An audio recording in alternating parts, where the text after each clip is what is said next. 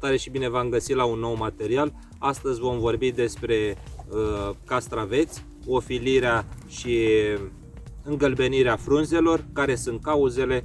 Voi spune și câteva remedii naturale.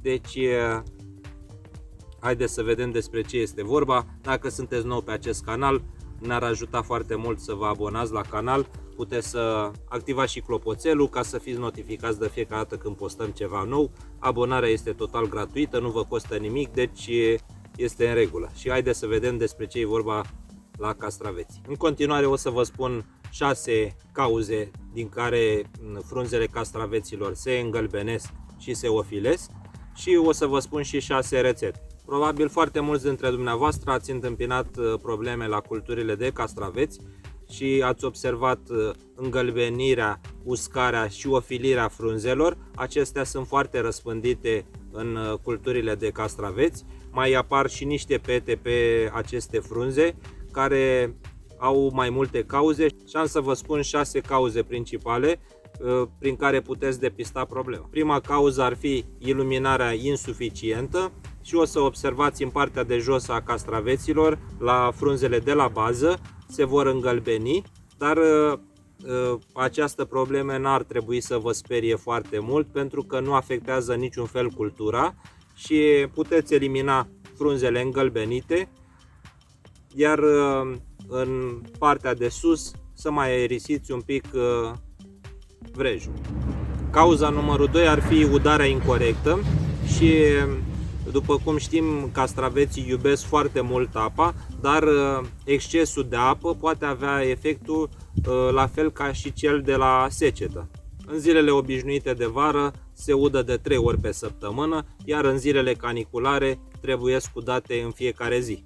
Cantitatea de apă trebuie să fie suficientă cât să ajungă la rădăcini, iar în lipsa acesteia frunzele se usucă. La fel și o ploaie îndelungată sau o udare excesivă, o să observați la rădăcina lor că încep să putrezească.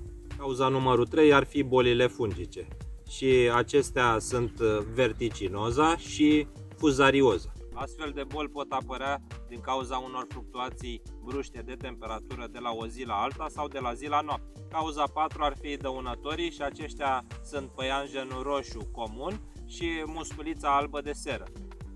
Acestea se hrănesc cu seva frunzelor de castraveți. Varianta ar fi să distrugeți dăunătorii cu niște soluții tradiționale sau preparate chimice speciale. Cauza numărul 5 este fertilizarea și îngrășămintele. Dacă se usucă doar marginile frunzelor, este nevoie de magneziu și potasiu. Dacă pe frunzele îngălbenite rămân linii verzi, aceasta are nevoie de fier și mangan. Dacă se îngălbenesc doar frunzele din partea de sus, este nevoie de cupru. Cauza numărul 6 este vârsta, când am terminat cultura și planta a ajuns la partea de sus a solarului sau poate atinge și folia. O să vă arăt și la noi cum este cazul și cum am găsit când am venit de la mare, pentru că noi suntem pe terminate cu cultura. De fapt o să schimbăm cultura de castraveți, chiar și cultura de roșii.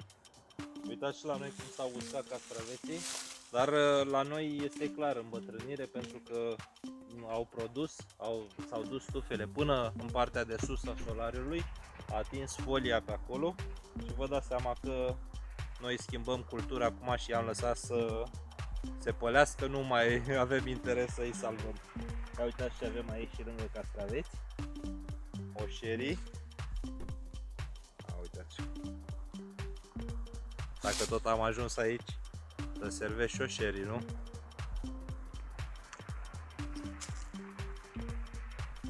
Soluționarea problemei, cel mai eficient tratament este profilaxia. Pentru a evita problemele cu recolta de castraveți, urmați aceste sfaturi. 1.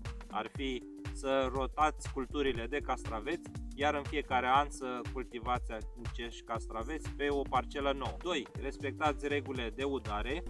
Castraveții iubesc foarte mult apa, am vorbit și mai din timp despre aceste udări, cum se fac, iar dacă nu aveți timpul necesar, ar trebui să mulciți solul cu iarbă uscată sau folie de mulcire. Așa am făcut și noi în solar și ați văzut, pentru că vă dați seama, la atât volum de muncă nu aș fi avut atâta iarbă uscată cât să mulcesc solul. Și mi-ar fi fost foarte greu. Așa că am folosit folia de mulcire. Iar dacă dumneavoastră aveți teren mai puțin sau ați planta mai puțin și aveți posibilitatea să faceți mulcirea cu iarbă, este mult mai bun. 3. Fertilizați solul.